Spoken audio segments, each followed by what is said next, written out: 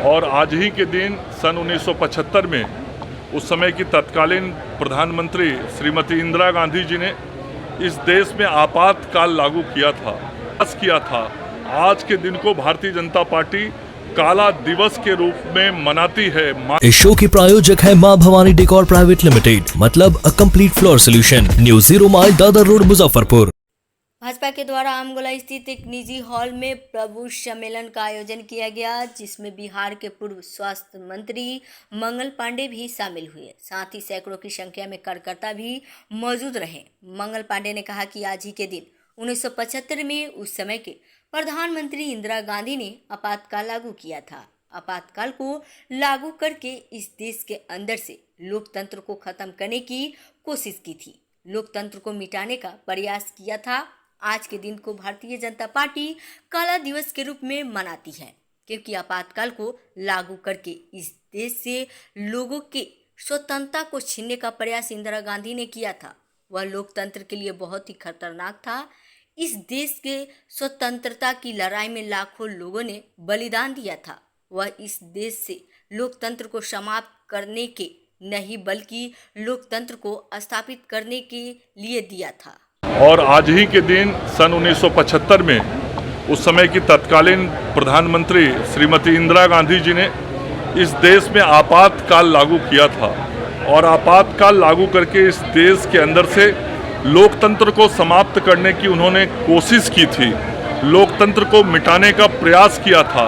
आज के दिन को भारतीय जनता पार्टी काला दिवस के रूप में मनाती है, मानती है, चूँकि लोकतंत्र के अंदर जिस तरीके से आपातकाल को लागू करके इस देश के लोगों की स्वतंत्रता को छीनने का प्रयास इंदिरा गांधी जी ने किया था, वह देश की लोकतंत्र के लिए बहुत ही खतरनाक था।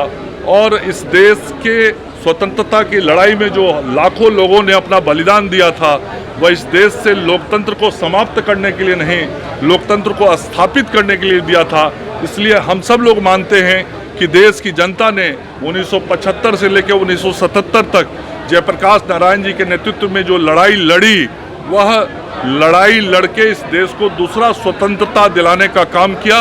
और आगे आने वाली पीढ़ी को भी कांग्रेस पार्टी से और वैसे व्यक्तिवादी नेतृत्व करने वाले लोगों से भी बच के रहना चाहिए जो इस देश के अंदर लोकतंत्र को समाप्त करने की कोशिश करता हो।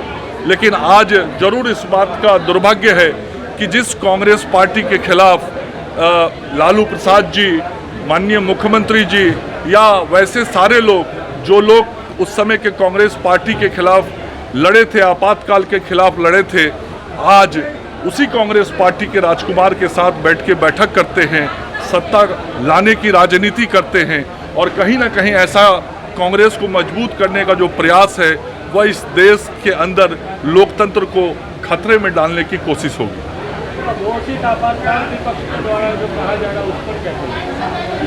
ये तो देश की जनता महसूस कर रही है कि 1975 में जो आपातकाल लागू हुआ था, उसके बाद कैसे उस समय लोगों को, चाहे वह राजनीतिक कार्यकर्ता हो, सामाजिक कार्यकर्ता हो, या जो आप मीडिया के पत्रकार बंधु हैं, पत्रकार बंधुओं को भी किस तरीके से प्रताड़ित किया गया था और सेंसरशिप लागू किया गया था। इस देश के अंदर में राजनीतिक गतिविधियों को बंद कर दिया गया था। और आज किस तरीके से, चाहे वह मीडिया हो या राजनीतिक दल हो, स्वच्छंदता पूर्वक अपना हर काम को करते हैं, अपनी हर बात को कहते हैं। कांग्रेस पार्टी के राजकुमार को तो जो मन करता है वो कहते हैं। जिन लोगों ने इस देश के लोकतंत्र को कुचलने का प्रयास किया था, आज वही ऐसे अनर्गल बातें और आरोप लगाने का काम कर रहे हैं।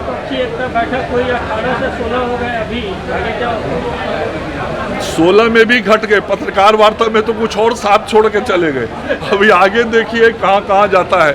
मुझे तो लगता है आगे जो शिमला का स्थान तय हुआ है, वो तो विशुद्ध पर्यटन के लिए ही तय हुआ है। मधेपुरा में बीजेपी के कार्यक्रम